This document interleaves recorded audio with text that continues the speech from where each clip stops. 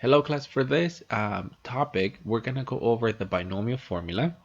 The binomial formula, it's a little bit messy, but I'm just going to show you at the moment how to actually run the proper code.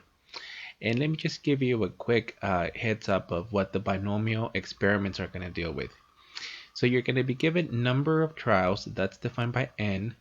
P is given to be the probability of a success among n trials.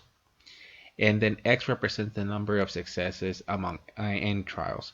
So at the moment, all I need you to do is basically know how to run the binomial, and in the next video, you're gonna see how to what exactly is the binomial formula about. Now, since you technically are looking at a distribution, you still have that the sum of the p of x's go from 0 successes all the way to n, and the sum of all of these represent 1. Now, if they want us to evaluate the binomial formula, and in this case, they're asking us to evaluate the, the value of, you have 5 trials, and then among 5 trials, they want us to calculate the probability of success of 4, with each trial being 0.20. This is the actual command. So remember that you still have to declare your variable. In this case, your variable represents a random variable, and for x is equal to 4, you're going to access the proper code in the following format. So you're going to go to the distributions, and then within the distributions, you're going to activate if it's just a specific value of x is equal to a number. In this case, you're going to do the actual binomial PDF. Now, the binomial formula or the code, you actually evaluate it in the following format. You first type in this case 5, the actual number of successes, in this case, wait, no, this is a different model, so it'll be 0.20, and then the actual value of 4 successes. Please run it. Your calculator is going to be a little bit different. The 83, you have to punch it in this format. The 84, I believe it tells you exactly what n, p, and x happens to be. So please run it and see if you're matching to 0.0064. So once again, the code is binomial PDF. You enter n, followed by p, followed by x on this particular model. I'll give you a minute.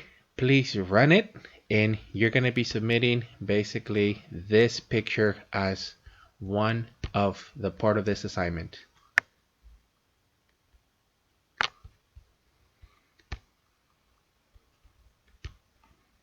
Now, for the second example, we're going to be evaluating the probability that x is less than or equal to 4. You still have the same parameters. You have n is equal to 5 trials. The probability of a success is 0.20. Now, in this case, because you're evaluating less than or equal to 4, the proper code is the binomial, but you're going to be activating the actual CDF. And for the CDF, you're going to be doing 5 trials, then followed by 0.20, and then followed by the value of 4. Inputting on the CDF 4, that represents less than or equal to 4, so it's going to automatically add them. Please run it and see if you're matching to what we're getting here. In this specific scenario, I'm getting a total of 0.999. 68. Please run it and see if you're matching to this. So I need you to run this one, and you're going to be submitting a picture of your output exactly as you see on the screen.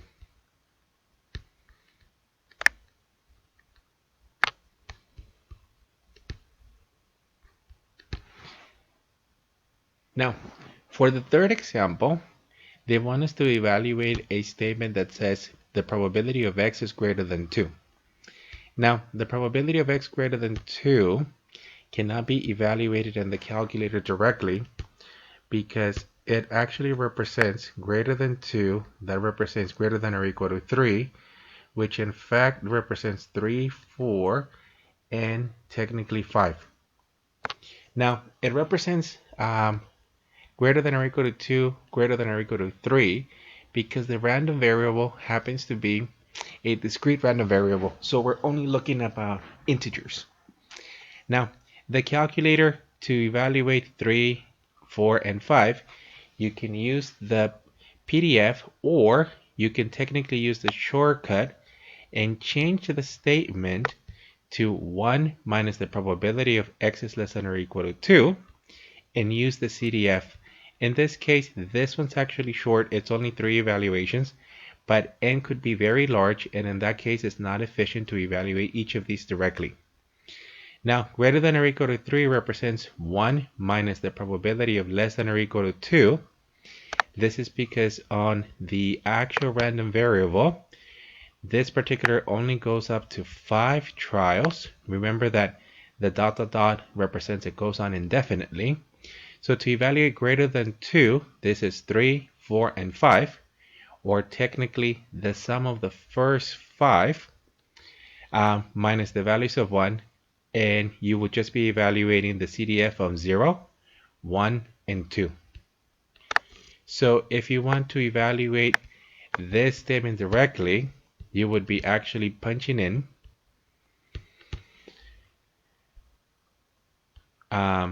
the following statement in the calculator: 1 minus, and then you're going to be activating the distribution. Now, in this case, we're going to be doing a CDF. So in this case, it'll be CDF of 5 trials. The probability of a success is 0.20, but we only want to 2. The 1 minus all of these, it's actually going to account for basically the sum of 3, 4, and 5. And here you can evaluate it directly, but if 5 were to be a very large value, it wouldn't be efficient to do every one of these. So please check and see if you're matching.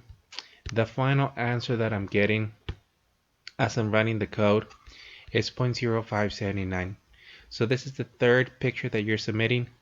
Please run it in your calculator and make sure that you're evaluating, well, both the PDF and the CDF, and that it's clear when to use what.